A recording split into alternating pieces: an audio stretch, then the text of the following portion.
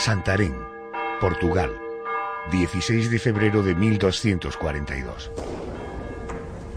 Elvira Moniz entró en la iglesia de San Esteban, siguiendo el consejo de una hechicera para solucionar sus problemas sentimentales. La bruja le pidió que se hiciera con una hostia consagrada. Tendría que usarla en un ritual. Una vez en el templo, la desconsolada mujer se confesó y pidió la comunión. Con la hostia escondida en la boca, salió de la iglesia. Fue entonces cuando la guardó entre sus ropajes. Mientras caminaba por la calle, todos la miraban con espanto.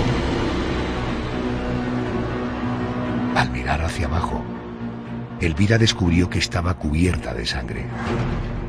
Iba dejando a su paso un auténtico reguero. Pero no se trataba de una herida. Aquella sangre manaba de la hostia profanada.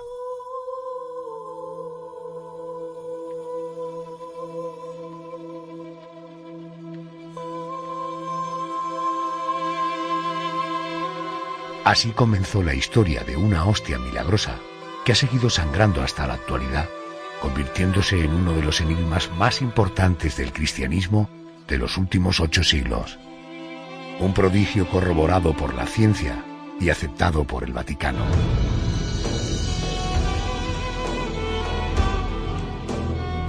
Aún en nuestros días, la sagrada reliquia de Santarém, custodiada en la conocida como Iglesia del Milagro, recibe diariamente la visita de creyentes de todas las partes del mundo. Esta noche, milagros religiosos.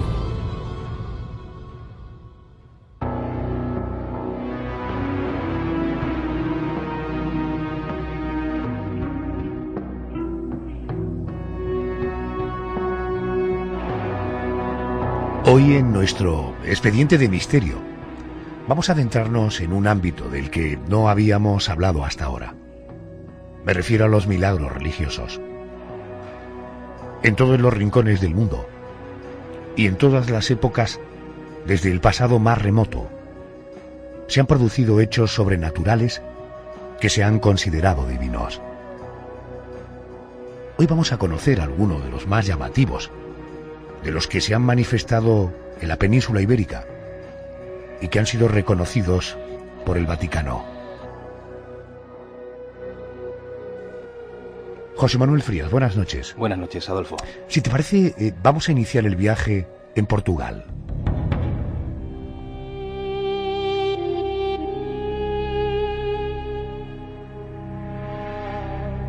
Cuéntanos qué ocurrió en el municipio de Santarém a mediados del siglo XIII. La protagonista de esta historia es Elvira Moniz, una mujer portuguesa, nacida en la entonces pequeña villa de Santarém, cuya vida parece que era una completa rutina. Ella estaba casada con un hombre que apenas le prestaba atención, que no le daba cariño, pero que sí que mantenía relaciones con otras mujeres del entorno. Y claro, aquello terminó sumiendo a Elvira en la desesperación, no solamente por las infidelidades de su esposo, sino también por sentirse un poco el centro de las burlas del vecindario, que sabía perfectamente lo que estaba ocurriendo. Y esa constante humillación le llevó a intentar retomar la relación con su marido de todas las maneras posibles, pero parece que el esfuerzo no tuvo resultado, así que decidió recurrir a un método un poco menos convencional. ¿Te refieres a un método como la magia, la hechicería? Efectivamente, ella, presionada por esas circunstancias, se acercó a la casa de una conocida hechicera judía, intentando que nadie la viera.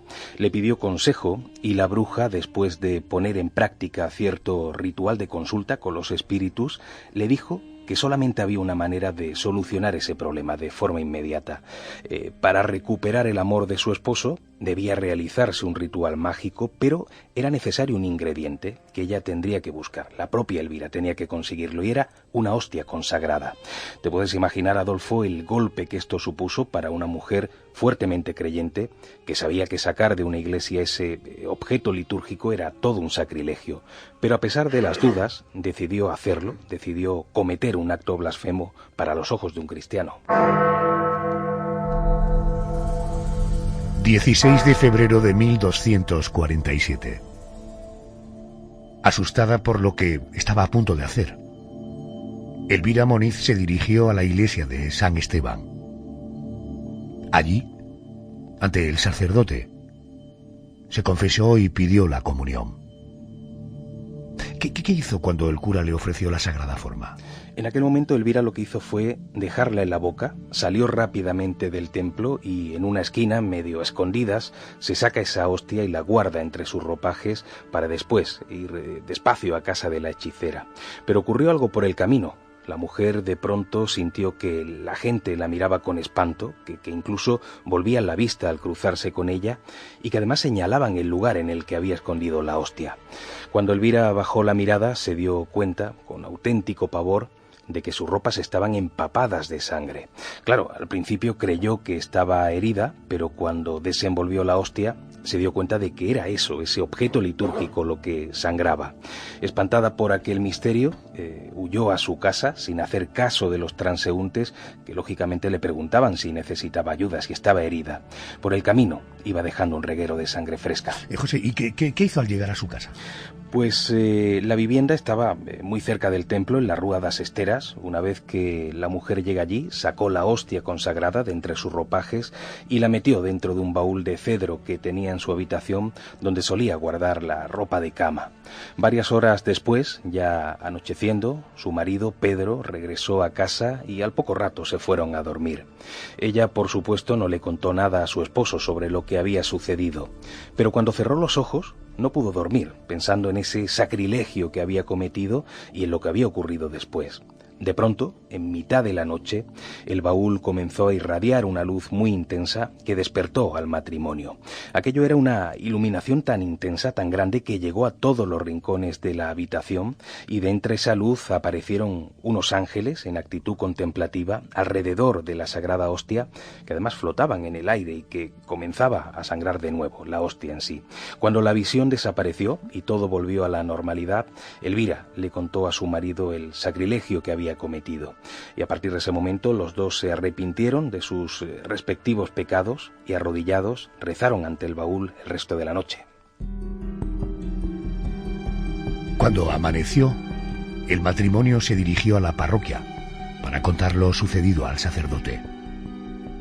El religioso fue a la casa y comprobó que la hostia consagrada aún sangraba. Decidió trasladarla al templo en procesión solemne. Supongo que aquello no dejaría indiferente a los vecinos de Santarém, ¿no? Desde luego, y de hecho muchos de esos vecinos se unieron a la comitiva. La noticia del milagro se había extendido rápidamente por toda la ciudad. Ya en la iglesia estuvo esa reliquia sangrando durante 3 días. Después la sagrada hostia fue introducida en un relicario de cera de abeja fundida y así se mantuvo durante muchas décadas, exponiéndose a los fieles en un cáliz sobre el altar principal. Parece que más allá de este milagro, la hostia sangrante de Santarém protagonizó otro suceso como poco asombroso. Era ya el año 1340. ¿Qué ocurrió exactamente? Pues vamos a situarnos. Durante casi un siglo la gente estuvo visitando la reliquia en la que ahora era conocida como la Iglesia del Milagro.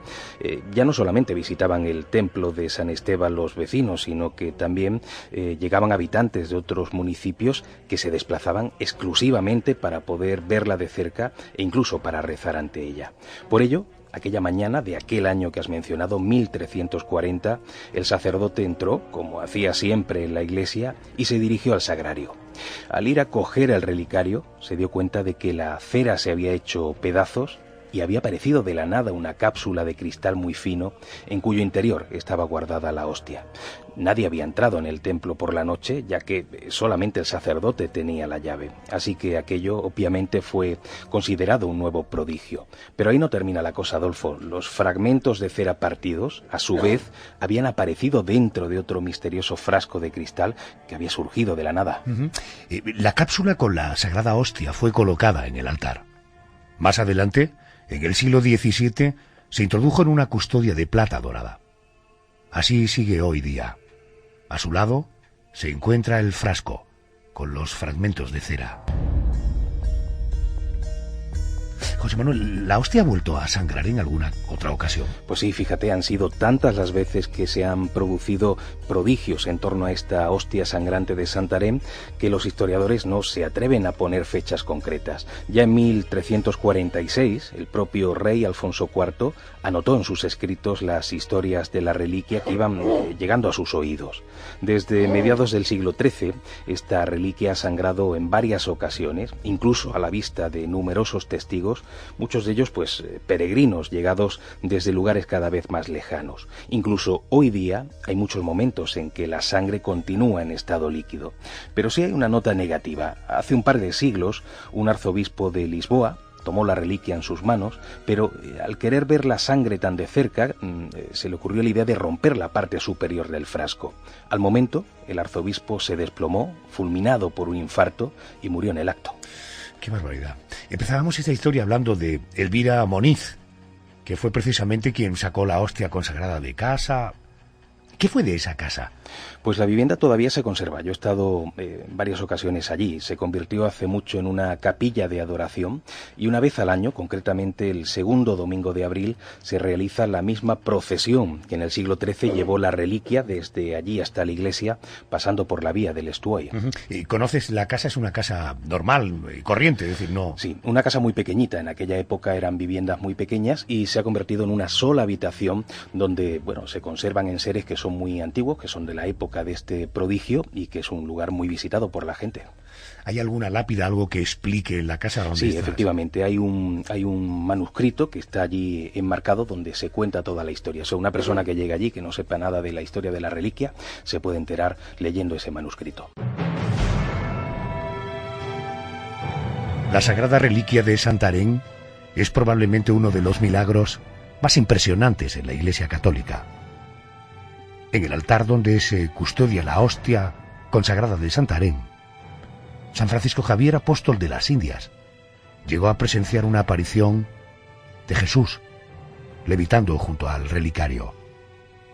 Pero hay muchos más personajes populares de la historia que se han relacionado con esta reliquia y más de una indulgencia papal.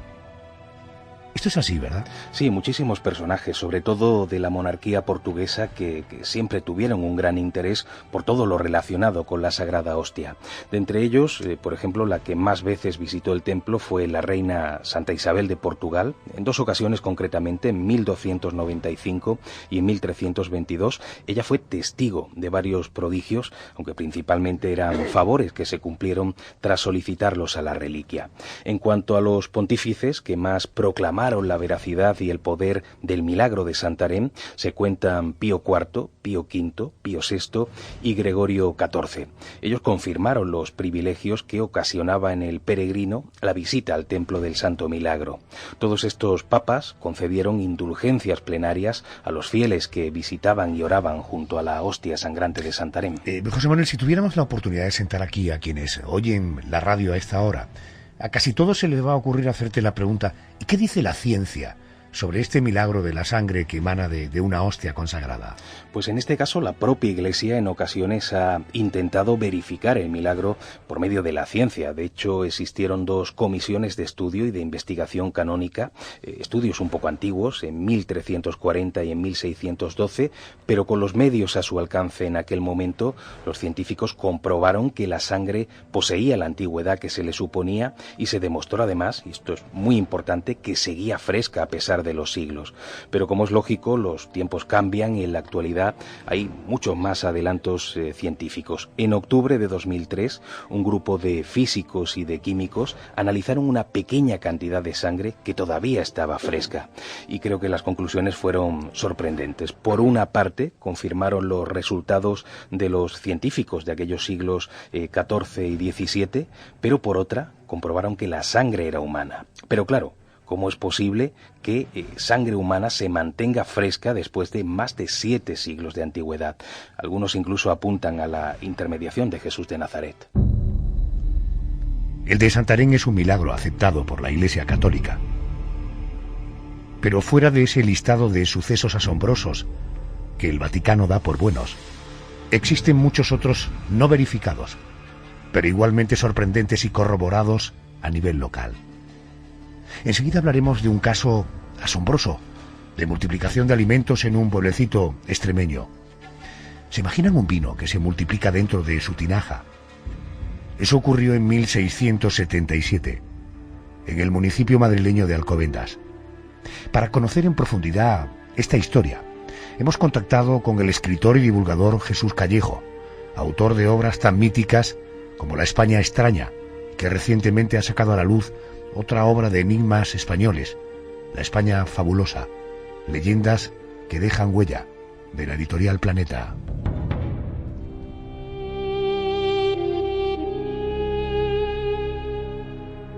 Jesús, creo que todo comienza en casa de un hombre llamado Juan Perdiguero, vecino de Alcobendas, que precisamente el 25 de diciembre, pero del año 1677, estaba celebrando una fiesta en honor a la patrona del municipio, la Virgen de la Paz. Esto es así, ¿verdad? Sí, bueno, el mes es en enero, no en diciembre, pero efectivamente el año es ese. Juan Perdiguero celebraba una fiesta a la patrona de Alcobendas, que es Nuestra Señora de la Paz, y en esa fiesta, pues como te puedes imaginar, había vino, había comida, había un poco de todo, porque bueno, él era muy religioso y pensaba que había que festejarlo de la mejor manera posible. Es cierto que llegaron a beber vino más de 600 personas. Claro, ese sería el milagro. Hay como dos partes, por decirlo así. Una es ese mismo día, es decir, el día de la fiesta, que no pasa nada, hay una tinaja con 12 arrobas, más o menos unos 150 litros, y él pensaba que sería más que suficiente para las 300 personas que iban a acudir. La historia está que ahí se termina el día sin mayor trascendencia, pero al día siguiente había que continuar la celebración, o sea, que era un fin de semana, y él se queda sin ese vino tinto, y dice, bueno, voy a tener un problema al día siguiente. Y al anochecer se acuesta con esa sensación, ¿no?, con esa preocupación, y Perdiguero al final pregunta a la criada que cuánto vino queda, y dice, pues nada, muy poco, porque tengo que asomar casi a la tinaja al fondo para recoger lo que queda de vino. Bueno, él implora a la Virgen de la Paz, y al día siguiente ahí es cuando se empieza a producir este hecho sorprendente de la multiplicación del vino. Uh-huh. Y lo que ocurre... Sí, te quería preguntar, porque allí estuvieron presentes el juez, el escribano, algunos sacerdotes. ¿Esto sirvió para que se diera fe documental de lo ocurrido? Claro, cuando ocurre el fenómeno milagroso, ¿no?, el prodigio, ya digo, que ocurre justo al día siguiente, por la mañana, desde las 6 de la mañana, durante 3 horas, no para de cesar el vino en la tinaja. Y una tinaja que estaba vacía el día anterior, por eso te he puesto un poco en antecedentes, ¿no? Entonces, claro, cuando ven que sigue brotando el vino, y además con borbotones, como si hubiera ahí una especie de manguera invisible que hacía manar el vino continuamente, y claro, ahí ya no eran 300 personas, es que ahí fue todo el mundo, porque el hecho se multiplicó por todos los vecinos, se difundió, y entonces todo el mundo fue allí. Hasta 600 personas cuentan, porque imagínate, durante horas percibiendo ese vino y bebiendo el vino que consideraban que ya era milagroso, que era un auténtico prodigio de la Virgen de la Paz, que es la que había obrado el prodigio.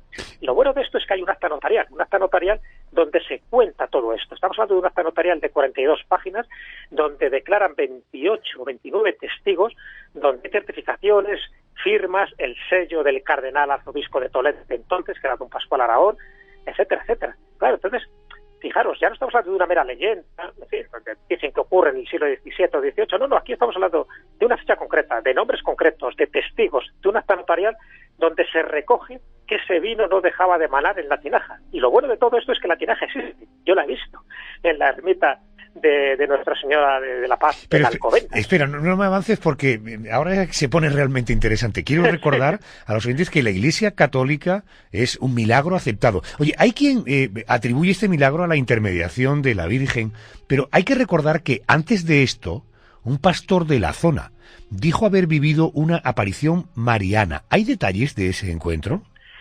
Claro, ahí es donde ya entra un poco más en la leyenda. Evidentemente esto que estamos diciendo, si hay un acta notarial donde conocemos con pelos y señales todo esto.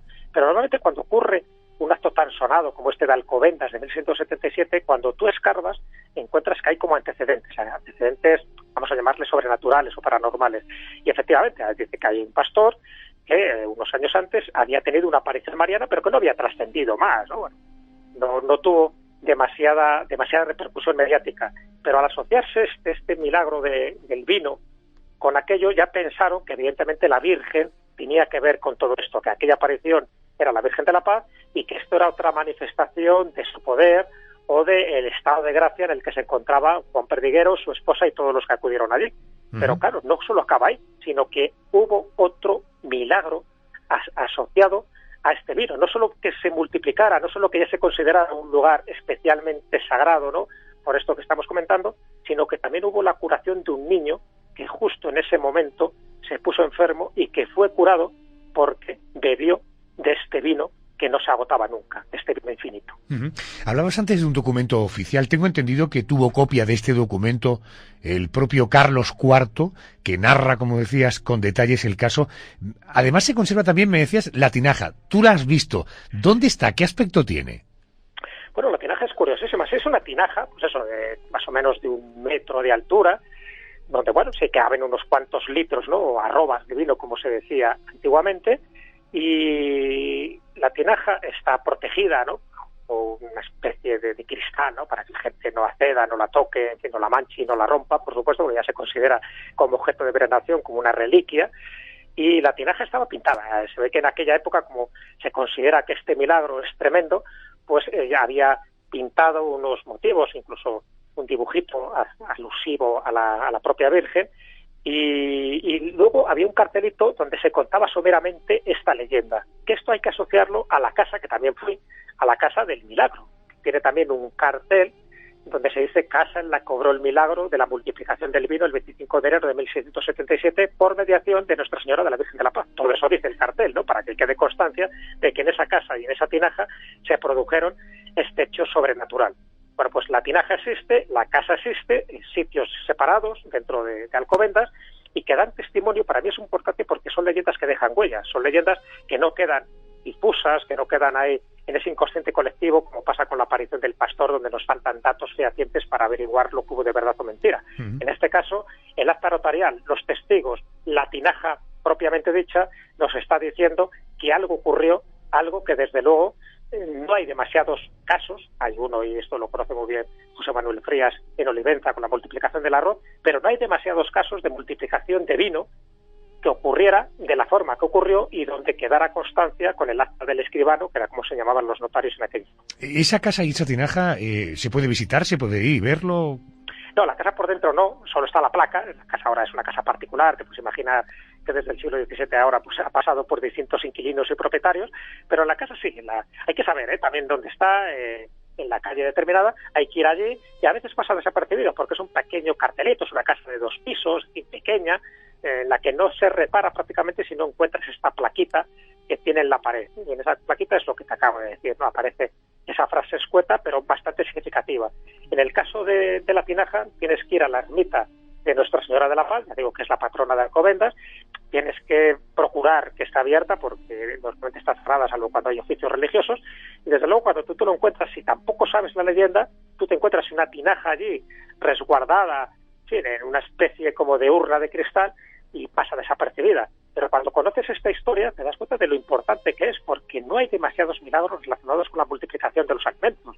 Se les atribuye algunos a San Isidro, a San Julián, a San Vicente Ferrer.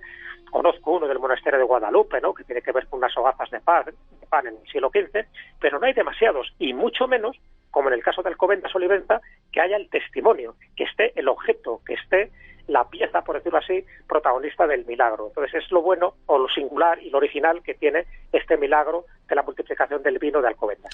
Jesús Callejo, como siempre, es un placer tenerte con nosotros. Jesús Callejo es investigador y escritor. Gracias por atenderme, te deseo unas noches magníficas. Muchas gracias, ha sido un placer.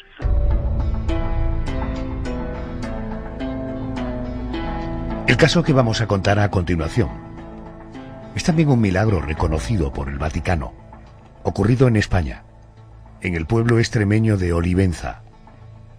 Se trata de una multiplicación de alimentos. José Manuel, ¿cómo empezó esta historia? Para conocer esta historia tenemos que viajar al 23 de enero de 1949, concretamente a la institución benéfica San José en Olivenza, en Badajoz, un centro en el que se hospedaban decenas de niñas pobres de la comarca, y allí tenían una curiosa costumbre.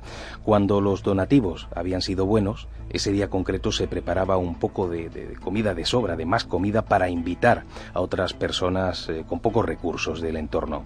Aquel mediodía, Leandra Rebollo, la cocinera, estaba preparando un guiso con arroz. Mientras lo empezaba a preparar, se dirigió enfadada a la figura del beato Fray Juan Macías y le dijo una frase ya mítica: «Hoy, beato, tus pobres sin comida». Y lo dijo porque ese día no habían recibido donativos y no podían invitar a nadie. Así que solamente pudo echar 3 tazas de arroz en la olla. Bueno, hasta aquí ningún misterio, ¿no? Hasta aquí no, el misterio vino minutos después. De pronto el arroz empezó a multiplicarse hasta llegar al borde de esa gran olla. Muy nerviosa, Leandra salió de la cocina gritando. Llegaron rápidamente algunas compañeras y lograron, con mucho esfuerzo, repartir ese arroz en 2 ollas, del mismo tamaño, 2 ollas grandes. Pero de nuevo el arroz se multiplica y los recipientes se llenan hasta el filo, aunque curiosamente sin que se saliera ni un solo grano de arroz. Aquello, como es lógico, provocó un enorme nerviosismo. Todas las mujeres salieron a la calle dando voces, asegurando que había ocurrido un milagro, y, como es lógico, Leandra olvidó echar más agua al guiso, más carbón al fuego, no echó ningún tipo de condimento al arroz, pero curiosamente el sabor, por lo que dicen, era delicioso, y fíjate, donde iban a comer unas 50 niñas, terminaron comiendo 300 personas, algunas de Olivenza y otras de pueblos cercanos, atraídas por el suceso. Aquel mismo día llegó la noticia a oídos del obispado. La noticia acabó en el Vaticano, que decidió poner en marcha 2 comisiones de investigación. ¿Cómo transcurren estas investigaciones? Pues el primer paso fue requisar las ollas y recoger muestras del arroz que se analizaron en 2 laboratorios de Valencia. Por otra parte, el tribunal eclesiástico llamó a declarar a 26 testigos directos del milagro y se llegó a la conclusión de que era un auténtico prodigio, comparable al de la multiplicación de los panes y los peces de la Biblia, y del cual no se había producido otro, al menos reconocido por la Iglesia, en 2000 años de historia. O sea, desde la multiplicación de esos panes y de esos peces, la Iglesia no había dado por bueno ningún milagro de multiplicación de alimentos hasta que sucedió este caso de Olivenza. ¿Sigue existiendo el lugar en el que se produjo el milagro? Sí, también he estado allí. Las autoridades decidieron con buen criterio conservar ese entorno. La institución como tal no existe, ahora es una casa parroquial, pero aquella vieja cocina se reformó, se sacralizó además como capilla, y en ella se custodia el antiguo fogón y una de las ollas. Y por supuesto una imagen de Fray Juan Macías en un pequeño altar, junto con aquellas letras que recuerdan a esa mítica frase de «Hoy, beato, tus pobres sin comida». La otra olla, donde se volcó la mitad del arroz, se conserva en un museo del pueblo vecino de Ribera del Fresno, que además fue la cuna del propio San Juan Macías, junto con algunos granos de arroz.